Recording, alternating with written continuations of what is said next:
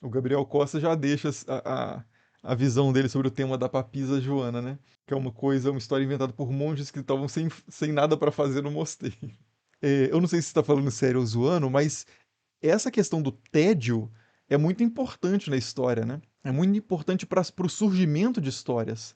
Você estar sem nada para fazer, você estar num momento assim de querendo preencher o vazio de alguma forma daquele momento, é um grande gerador de histórias, de lendas, de teorias, que podem servir para o entretenimento, o próprio entretenimento e das pessoas que você quer entreter. Por exemplo, contar uma. Você quer ter uma história para contar numa roda em volta de uma fogueira, mas você não tem exatamente, você cria, né? Então, esse tipo de coisa, a gente não pode subestimar o efeito disso na história. O Walter Benjamin, né, o Walter Benjamin, que é um filósofo e, sei lá, um autor aí do século XX, dizia que o tédio é o pássaro onírico que choca os ovos da experiência. Essa é uma frase do Walter Benjamin que eu gosto muito. O tédio é o pássaro onírico, né? O pássaro com características de sonho, de devaneio, que choca os ovos da experiência. Então, aquilo que você experimenta, aquilo que você vê, vive, pensa, isso é maturado e se desenvolve de uma forma fantástica, onírica, no tédio. Então, o tédio, eu acredito que o tédio é um momento, né, um tipo de experiência cotidiana fundamental para qualquer grande autor aí de ficção, de poesia, né? Principalmente. Eu não sei tanto academicamente o quanto que o tédio pode contribuir, né? Mas para esses longos voos de imaginação, que podem ser úteis em alguns casos na pesquisa histórica, e pesquisa de qualquer tipo, até na física, pode ser esses insights, né? Isso pode ser muito favorecido por uma vida de tédio. Não por acaso os filósofos buscavam aí a questão do ócio, né?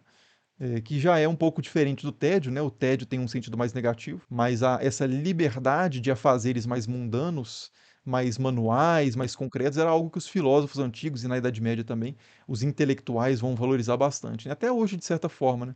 Os trabalhos intelectuais não manuais tendem a ser mais bem vistos, mais prestigiados, ainda na nossa sociedade, que demanda muito de produtividade e tal, mas ainda persiste, né? Em alguma medida essa visão da operação do intelecto, do trabalho do intelecto como mais digno ou coisa do tipo, né?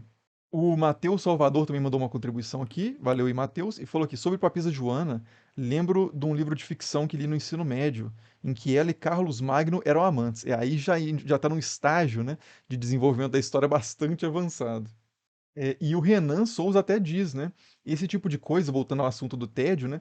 Esse tipo de coisa não acontece mais. Celular o tempo todo na mão hoje em dia.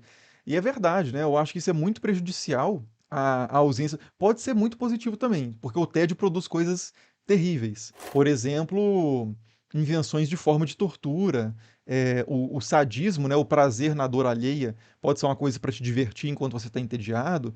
Há muitas brincadeiras muito cruéis que aconteciam há mais tempo, né? Eu sei de uma geração para trás, a geração dos meus pais, eu conheço histórias, e meus pais são de cidades do interior, aqui de Minas, e algumas brincadeiras de criança que aconteciam ali que eu sei que meus pais não fizeram de forma alguma, mas as pessoas da cidade faziam, as crianças da cidade faziam, era colocar explosivos tipo estalinhos e coisas explosivas no fiofó de gatos na cidade e acender para estourar o fiofó dos gatos. Veja só, o tédio, né? Então o tédio pode produzir coisas também muito terríveis. Então, talvez se eles estivessem jogando videogame, jogando GTA, né, atropelando gente, fuzilando civis, eles teriam produzido menos dano real.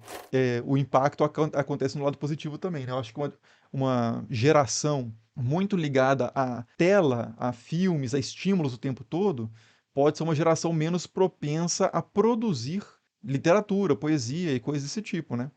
Você tá estimulado e satisfeito o tempo inteiro, e a insatisfação é fundamental pro desenvolvimento, né? E para desenvolvimento artístico, principalmente. Jogar sal em lesma, né? As outras brincadeiras aí do tédio infantil, principalmente rural, mas não só, era jogar sal em lesma, jogar sal em sapo, prender um sapo sei lá, num vidro ou alguma coisa desse tipo. Eu acho que os animais agradecem aí o excesso de telas em algum aspecto, pelo menos. Botar fogo, né? A pirotecnia, né?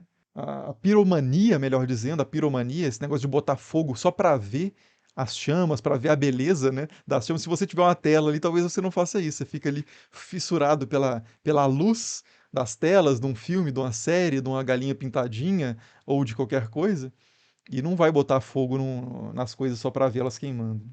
E o Thiago Timóteo, por exemplo, diz aqui, boa noite, fazendo bike e ouvindo a live. É uma pessoa que está ocupada com duas coisas ao mesmo tempo. Dificilmente essa pessoa colocaria explosivos no fiofó de um gato. Deixa eu ver aqui mais perguntas. Eu vejo que minha esposa tá dando dicas de pão de queijo aqui no chat.